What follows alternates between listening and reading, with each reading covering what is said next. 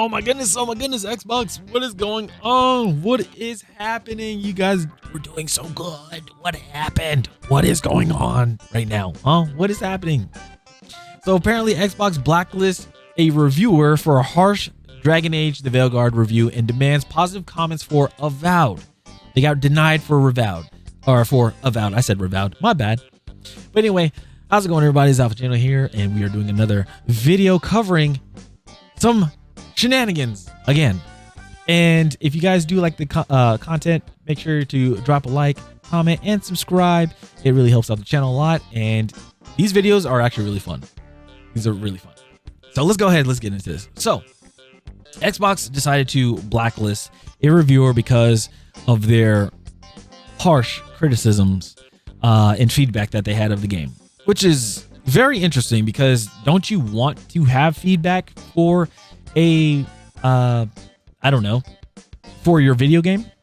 If something is critical, if something is bad that is messing up the game, that could be game breaking, or what we say a showstopper, you want that to be noted so then you can go and get that fixed, because if not, that's going to cause a huge dip into the reviews and also in your, just overall the game. I'm just wondering, So let's see what happened. Xbox and Obsidian Entertainment, here we go, have reportedly denied a review code to a reviewer for Avowed because of her harsh criticism with Dragon Age the Veilguard. BioWare, I know we all know the whole thing with Dragon Age and BioWare and everything with all that stuff, right? Okay. So a Spanish-speaking reviewer, Natalia Serenova, reported that Obsidian Entertainment and its parent company Xbox denied her a review code due to the harsh criticism from a previous game. So she went on Twitter or X, whatever you prefer to call it, was denied a review code, giving the critique to Dragon Age the Veilguard, which was, they said is crazy. I don't know, but she after that she was revealed that she was blocked by the staff over at Xbox, and she concluded saying something smells fishy, rotten, and the game will be a disaster. Mark my words. Only saved by Game Pass, and everybody knows, if you guys know, with Xbox Game Pass, where if you have like Game Pass, I think it's Ultimate or something like that, you can play a game early, like for quote unquote free, but you're not, because you're paying a subscription for it. And it's just insane what's going on. So it got crazy. I saw some of the stuff. It got pretty crazy. So the screenshots above that you guys see here, but it's in Spanish. Yes, in Spanish. So it'll be translated, but don't worry. It read this. It said from Xbox, they were saying this. It said that they were too offensive with the criticism of Dragon Age. In no way can we give you review codes, and I tell you outright, if you want us to give you give you codes, you have to earn them by speaking well of the game. Now you're blacklisted. Have an excellent day. So what you would think is you have to kiss somebody's ass, lick somebody's boots, be a kiss ass pretty much, just to get a code. That doesn't seem right. That sounds kind of, I don't know, what's the term, grifterish? Because you want somebody to speak well about a game, only positive about the game, even though there's stuff obviously wrong with the game, but you want somebody to speak positively about a game so then you can get better sales, or so you can get more sales, earn money and stuff, and people will be disappointed because they got hoodwinked or bamboozled in that sense. Yeah, that's a definition of a grifter. Yeah, that's insane. It's just insane. So then she responds. She says, "So I have to be a submissive and lick boots, say everything is fine while the games are a propaganda trash." It's crazy. They continue. I'll say it loud and clear. But when it's about paying the bribes, I'm very punctual, right? She added, if you don't want to give the code for Avowed to review for something, it will be, and then they put the SpongeBob GIF where it's like, it says imagination, it says gay. So Xbox representative responded, childish attitude. I mean, it's childish for them to not give somebody a review code or review copy of a game because they were being honest about another game. What? What? So anyway, later on, she used the GigaBear used the Grok AI translation in Twitter or X, whatever you prefer, to translate the whole thing and wanted to make sure this is correct. And Natalia said, "Yeah, this is completely correct." So she roasted. Apparently, she roasted, and I mean not just her, but everybody roasted Dragon Age. We all know how everything is with Dragon Age, and people were just going in on it. So she gave her honest opinion. She said, "Roasted Dragon Age: The Veilguard at the end of October after she alleged to have gotten a review code of the game by lying to BioWare and informing them that she was non-binary." So if you guys remember that whole thing where people that have played Dragon Age like since the beginning of the game, like since the game first ever came out, the franchise started, right? People have done guides, they have websites, they've been doing YouTube videos and live streams and stuff like that. They didn't even get it. They didn't even get the review codes. What happened was you had to be a woman, and you had to be a woman, trans or non-binary in order to get a code. It was a whole big outrage from this. So this person was the one that said that they lied about being non-binary just so they can get the code. So translated on X, guess who got a review code of Dragon Age: The Veilguard? BioWare just sold his soul to the devil. I just had to say I was a non-binary woman, and they gave it to me. Get ready for the mega review soon or tomorrow. And then they show she's showing that she's downloading Dragon Age: The Veilguard and everything like that. She has over 250,000. Jeez. Hell of a game. Hell of a gamer. So then they said, after when she was done playing the game and everything, you do your review, gather your thoughts, and talk about the game, giving it a fair review, right? She wrote, terrible graphics, boring monotonous combat. They try to copy to be God of War, but in a bad way. Then she continued, the game does not run at a constant 30 FPS. It drops and the screen freezes when there's too many NPCs. Overloaded.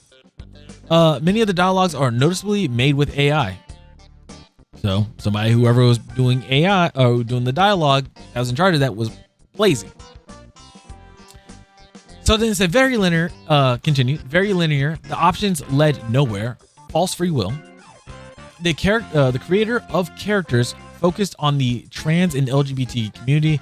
So I know they were talking about like they had the pronouns in there, and then also they had top surgery scars and stuff like that in a Magic game. So everybody's been going on about that. Then they said she added inclusive language, using modern day inclusive language and everything in the game in Spanish subtitles. She continued, the character move very robotic. They lack animations, so not really form a free-form movement, so not as much animations. Or if they're very robotic, there's no frame between like point A and point B of wanting them to like swing their arms. There's no flow to it. So it's just like boom, boom, boom, boom, boom, which is interesting. And then they said lack of animations. The script doesn't make sense. Neither do the quests. From one place to another, killing bugs. Too much focus on homosexuality. Oh my goodness. Lesbians and drags. Race swap everywhere. She then summarized it. A piece of shit, fucking piece of garbage as an RPG.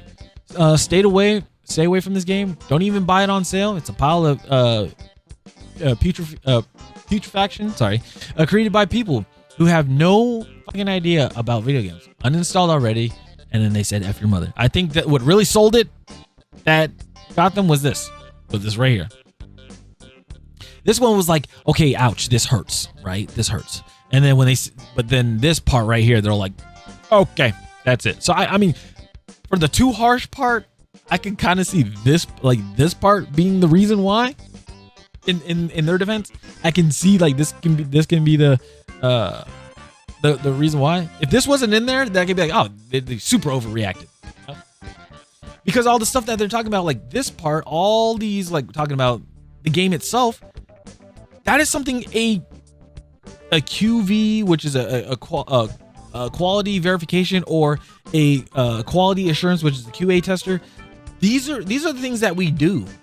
We report these things, like saying, hey, when you get to this part in the level, we get a massive frame drop. You're at 30 FPS the whole time, but then we get here, like if you're going into the market, you drop to 5 FPS until you leave.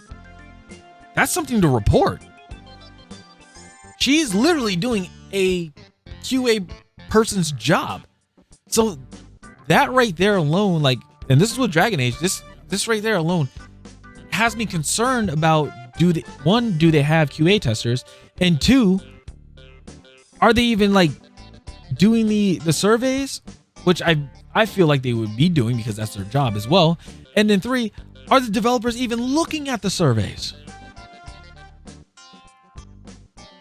Are they looking at the surveys? And then four, are they even freaking like putting it into consideration and even looking at it themselves?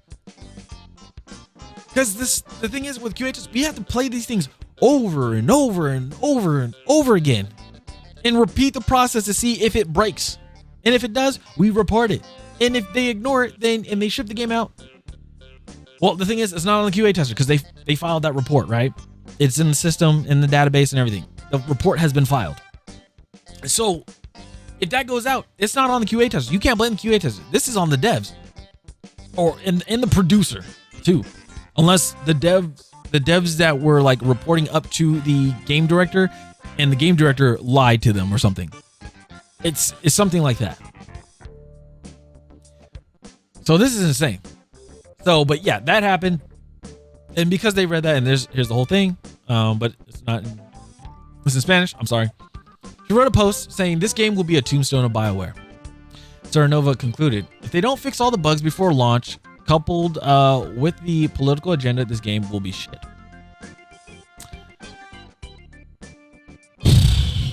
I don't know what to say there, guys. I don't know what to tell you guys there. Like I said, you have one person that says this. I know a lot of people have been saying this. There are some people that don't have platforms, that don't have YouTube.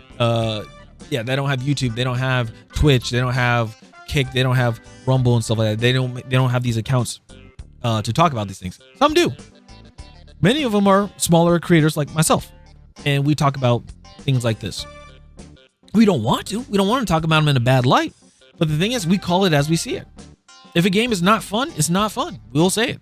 If we feel like a game is not gonna keep retention of a player, we'll say it. If it does, it does. Just like with a perfect game or perfect company, I would say. I wouldn't say perfect, but like damn near From Software. Why? Because they have Elden Ring and all the Souls games, and the thing is, when you beat the game, it's not it. You can be like, yeah, I beat it, and have the dopamine rush, which is amazing. But then they say, oh, if you want to have different endings, you got to go through the game again. You got to do new game plus 3, new game plus 10, and they have different endings. Obviously, it's a lot harder, but there's different endings, and you want to know, and it keeps you engaged, right? And it has like great, compelling stories. That's another thing. Just like with the game, what was it? Mouthwashing or something like that. The graphics are like literally PlayStation 1, PlayStation 2 graphics, right? But the story is so good, like the graphics didn't matter. That's the cool thing about having a good and compelling story for a game, and designed well. Yes, their intentions were to make it PS1 graphics, which I still think it's really cool. But yes, that's how you make a game well. And this is how games become better, because you want to have the feedback. If you don't get feedback from your consumers, who are you going to get feedback from? You just want people to be yes men, and then when your game crashes, or not crashes, when your game just completely just goes down the toilet, and your company goes down the toilet, and you get laid off or you get fired, who are you going to blame? If you were asking for feedback from the community, from play testers, QA testers, and everything, and say for instance they all say, oh, it's good, it's great, but then the game is not really great, then yes, you can be like, come on guys, why didn't you tell me? But if people are literally telling you what is going on with the game and how to fix it as well, then that's on you. That is on you, the person that put the game out, the person that directed the game, and the one that's in charge of sending codes out too. Like, that's insane.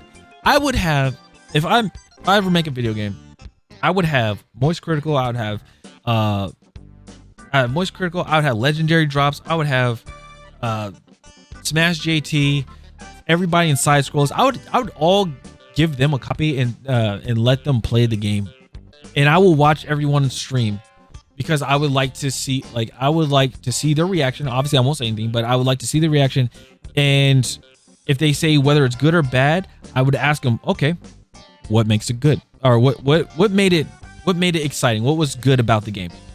And if they gave me feedback about it, cool. If they say, oh, this game is bad, like, what is it that's bad? And a lot of them give good feedback saying like, oh, this part right here, there's an issue, I couldn't get past this part, you know? And it's like, okay, understandable. And then I would take that, go and work on the game, get it fixed, and then put the patch out, submit another build, which is patching the game, and then let them know, saying, hey, there has been a patch out, this has been fixed, document what you have done, put it in the patch notes, and then have them play the game again and see what happens. And then just give feedback. Like that's how you do it. That's how you do it. If you want to know, if you think that's not how it works, let me tell you this. This is how successful indie games are. Games from itch.io. You guys remember Buckshot Roulette and Inscription? It was made by one guy, one person, one developer. The game did I forgot who found that game, but I know Moist Critical was playing it. A lot of people that were playing they like playing indie games and stuff like that, just random indie games. They found it, and they found it was fun. It was exciting. Markiplier played Inscription, played the whole thing. So yes, your games could have impact and have a huge impact and can become something huge. Even if it's a free-to-play game, it can become something huge. And the companies, if you want to work in the game industry, the companies will see that, like AAA industry, the companies will see that and they'll be like, wow, you made this game? You made Inscription? This game has like over 2 million downloads. And it's like, yeah. And it's like, you're not making profit off it? No, I wanted the game to be free. That's fine. But you have that many players playing your game that you created by yourself. Even if you had like a team of 10 or whatever, or even if you had a team or solo, like that is still amazing. And that is something really good that the industry would want, right? So where I'm going with all this is that if you want a very successful game to constantly keep going, you're going to have to accept feedback. You're going to have to. If somebody is being harsh from what they're saying, being harsh and everything, and most of it is just gameplay, like they're talking about the gameplay and stuff, and you're saying they're being harsh, then that game is not going to do well. Like, people are saying this was supposed to be the Skyrim or Elder Scrolls like killer, quote unquote, but you have all this stuff that is going on and it's just not going to be good. It's not going to do well. So, like, come on now. It's not going to be well for this. So anyway, that's going to be it for me for tonight. I appreciate you guys for hanging out and everything. Let me know in the comments down below, what do you guys think about a game if you put it out, right? Would you guys like to receive feedback? What would you do in this sense of if somebody had feedback about another game and they were very critical, and I guess you would say harsh about the game? Would you deny them a copy of your game, or would you still give them a copy of your game so you can receive feedback? They might say F your mother, but oh well. At least your game will be fixed. Like, just because that last sentence did that? Come on now. But anyway, that's it. It's Alpha Channel. I'll see you guys later. Peace.